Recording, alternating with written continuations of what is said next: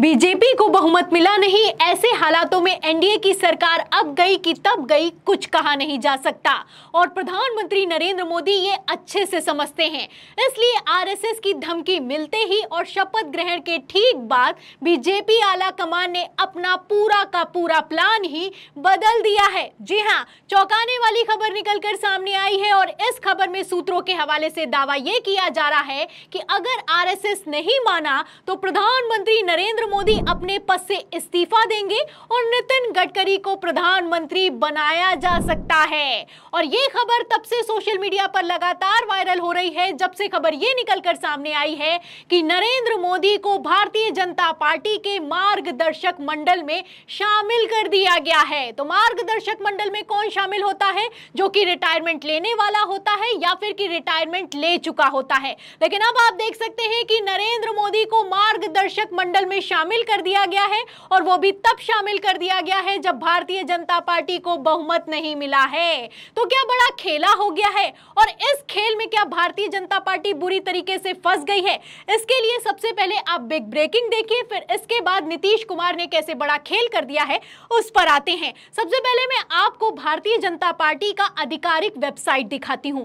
इस वेबसाइट में आप देख सकते हैं कि पहले तो सिर्फ और सिर्फ आडवाणी और उसी के साथ मुरली मनोहर जोशी को मार्गदर्शक मंडल में शामिल किया गया था, लेकिन अब इस आधिकारिक वेबसाइट पर दो और फोटो लगा दी गई हैं और इसमें सबसे चौंकाने वाली अगर कोई फोटो लगाई गई है तो वो है नरेंद्र मोदी की फोटो।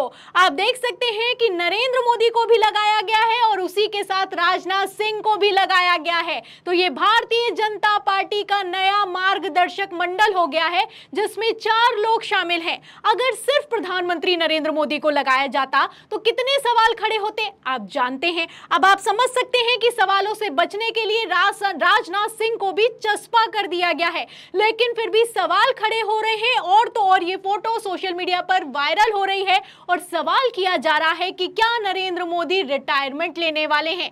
क्योंकि मैं आपको बता दूं कि एक तरफ जहां आरएसएस ने बगावत कर दी है, वहीं दूसरी तरफ भारतीय जनता पार्टी बैकफुट पर दिखाई दे रही है। ठीक एक दिन पहले मोहन भागवत ने कह दिया था कि जनसेवक को अहंकार नहीं होना चाहिए, हमेशा मर्यादा में रहना चाहिए और इस बार जो चुनाव प्रचार में हुआ है वो नहीं होना चाहिए था, मणिपुर में जो हो रहा है वो नहीं होना चाहिए, कर्तव्य निभाना चाहिए और उसी के साथ जिम्मेदारी लेनी चाहिए। अब ये सब जब बयान निकलकर सामने आए तो देखते ही देखते सोशल मीडिया पर वायरल हो गए। अब ऐसे में बीजेपी को समझ में आ गया कि आरएसएस अगर आंख दिखाएगा तो ये सरकार 5 साल तक चला पाना मुमकिन नहीं है, क्योंकि पहले भी आरएसएस नाराज था और जब से मंत्रालय बांटे गए हैं उसके बाद से तो जबरदस्त नाराज दिखाई दे रहा है। और तो और मोहन भागवत का भी बयान निकलकर सामने आ गया है। जहां एक तरफ मोहन भागवत का बयान निकलकर सामने आया है, वहीं दूसरी तरफ बीजेपी आला कमान ने अपना प्लान बदल दिया है। आनन फानन में प्रधानमंत्री नरेंद्र मोदी को मार्गदर्शक मंडल में शामिल कर दिया गया है। ये वो मार्गदर्शक मंडल है जिसमें नरेंद्र मोदी शामिल नहीं होना चाहते हैं।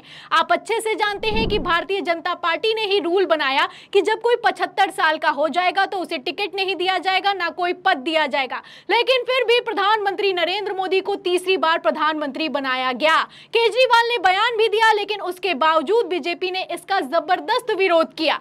अब आप देख सकते हैं कि तमाम विरोध के बावजूद ऐसा कुछ हो गया है जिसके बाद बवाल मच गया है और बवाल इस बात को लेकर मच गया है कि नरेंद्र मोदी मार्गदर्शक मंडल में शामिल हो गए हैं।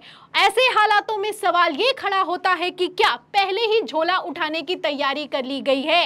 क्योंकि संजय राउत ने मोहन भागवत के बयान के बाद पहले ही कह दिया था कि बोलने से कुछ नहीं होता है, अगर करना है तो मोदी को हटाओ। तो बोलिए सरकार को हटाइए, बोल के क्या होता है? मणिपुर में क्या हो गया, कल कश्मीर में क्या हो गया? मोहन भागवत जी आदरणीय है, बोलते हैं, लेकिन सरकार तो उनके आशीर्वाद से चल रही है ना, बोलने से क्या होता है? तो सुना आपने, संजय राउत ने कह दिया था कि बोलने से कुछ नहीं होता, आरएसएस प्रमुख मोहन भागवत के ही आशीर्वाद से सरकार चल रही है। और अगर आपको सरकार से इतनी दिक्कत है कि मणिपुर में क्या हो रहा है, कल कश्मीर में क्या हुआ, तो सरकार को हटा देना चाहिए। जहां एक तरफ संजय राउत का बयान निकलकर सामने आया, मोहन भागवत का बयान निकलकर सामने आया, वहीं दूसरी तरफ बीजेपी आला कमान ने अपना आधिकारिक वेबसाइट पर प्रधानमंत्री नरेंद्र मोदी को मार्गदर्शक मंडल पर चस्पा कर दिया है। तो क्या ये रिटायरमेंट लेने की तैयारी शुरू कर दी गई है? क्या अभी से भूमिका तैयार की जा रही है? क्योंकि मैं आपको बता दूं, अगर मान भी लीजिए कि आरएसएस ने बगावत नहीं की, मान भी लीजिए कि आरएसएस ने मोदी को नहीं हटाया, तो नीतीश कुमार हटा देंगे। क्योंकि मैं आपको बता दूं कि चंद्रबाबू नायडू का शपथ ग्रहण में जो कुछ हुआ है उसके बाद से बवाल खड़ा हो गया है।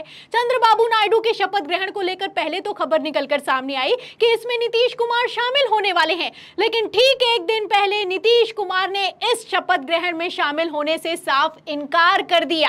आप खबर भी देख सकते हैं, इसमें लिखा भी है कि चंद्रबाबू के शपथ ग्रहण से नीतीश ने बनाई दूरी, शपथ ग्रहण समारोह में नहीं गए नीतीश कुमार। एनडीए के कई नेता थे लेकिन नहीं गए नीतीश कुमार। आरजेडी ने नीतीश को लेकर उठाए हैं सवाल। तो नीतीश कुमार बिहार में ऐसा कुछ भी नहीं कर रहे थे। शपथ ग्रहण के बाद 5 दिनों के बाद बिहार पहुंचे थे और उन्होंने पहले ही कह दिया था कि वो चंद्रबाबू नायडू के शपथ ग्रहण में जाएंगे। खबरें भी निकलकर सामने आई, लेकिन अचानक से नहीं पहुंचे, जबकि एनडीए के तमाम नेता चंद्रबाबू नायडू के शपथ ग्रहण समारोह में मौजूद थे। प्रधानमंत्री नरेंद्र मोदी तक पहुंचे हुए थे, लेकिन नीतीश कुमार नहीं गए तो नहीं गए। अब इसको लेकर आरजेडी ने कहा है कि नीतीश कुमार और एनडीए के बीच सब कुछ ठीक नहीं चल रहा है।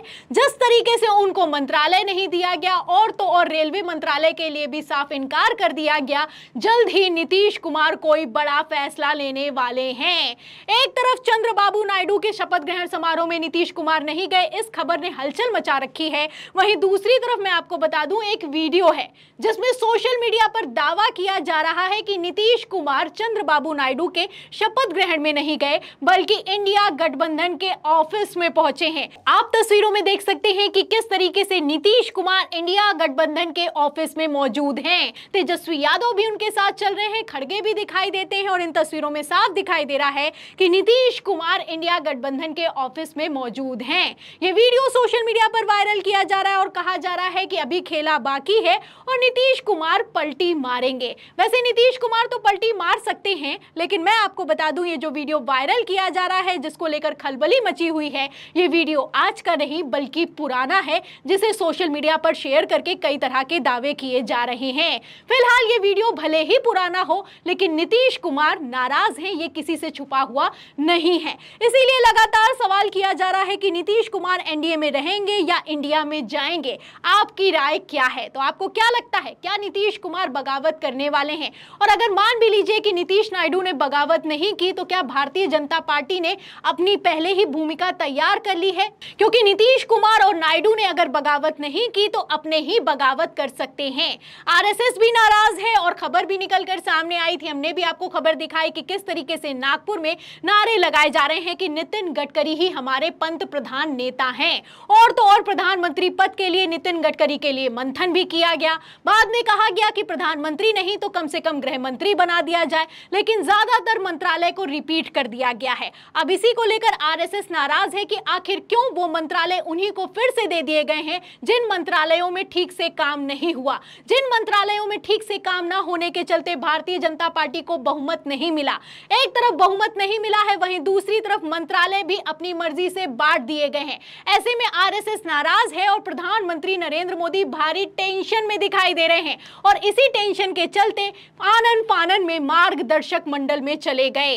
प्रधानमंत्री नरेंद्र मोदी का हाल तो ऐसा हो चुका है कि ना इधर के रहे हैं और ना उधर के रहे हैं, आंखें भी आंसुओं से भरी रहती हैं। आप तस्वीरों में देख सकते हैं कि किस तरीके से शपथ ग्रहण में भावुक दिखाई दे रहे थे। जो अहंकार में चूर रहते थे आजकल मजबूर दिखाई दे रहे हैं। तो इन तस्वीरों पर, इन खबरों पर आपको क्या लगता है कि आखिर क्यों भारतीय जनता पार्टी ने अपने प्लान में तब्दील किया है? आखिर क्यों भारतीय जनता पार्टी ने प्रधानमंत्री नरेंद्र मोदी को मार्गदर्शक मंडल में शामिल कर दिया है? क्या नरेंद्र मोदी रिटायरमेंट लेने वाले हैं? क्या एनडीए का बहुमत खिसकता हुआ दिखाई दे रहा है? इसीलिए पहले ही भूमिका तैयार कर ली गई है कि हम तो मार्गदर्शक मंडल में शामिल थे ही, हम पहले ही रिटायरमेंट लेने की तैयारी कर चुके थे। तो कई तरह के सवाल खड़े हो रहे हैं और इन सभी सवालों के जवाब ना निकलकर सामने आने पर और भी ज्यादा शक गहरा होता जा रहा है कि क्या एनडीए और उसके घटक दलों के बीच कुछ भी ठीक नहीं चल रहा है? क्या एनडीए में कुछ बड़ा होने वाला है? तो इस पूरी खबर पर आपकी क्या राय है? आखिर क्यों प्रधानमंत्री नरेंद्र मोदी मार्गदर्शक मंडल में शामिल हो गए? इस सवाल के जवाब में, इस पूरी खबर पर आपकी जो भी राय है हमें कमेंट बॉक्स में जरूर लिखें। वीडियो को ज्यादा से ज्यादा शेयर करें, सब्सक्राइबर बटन दबाएं, हमारे चैनल को लाइक करें, सब्सक्राइब करें, ज्वाइन करें। फिर मिलते हैं अगली खबर के साथ, तब तक के लिए धन्यवाद।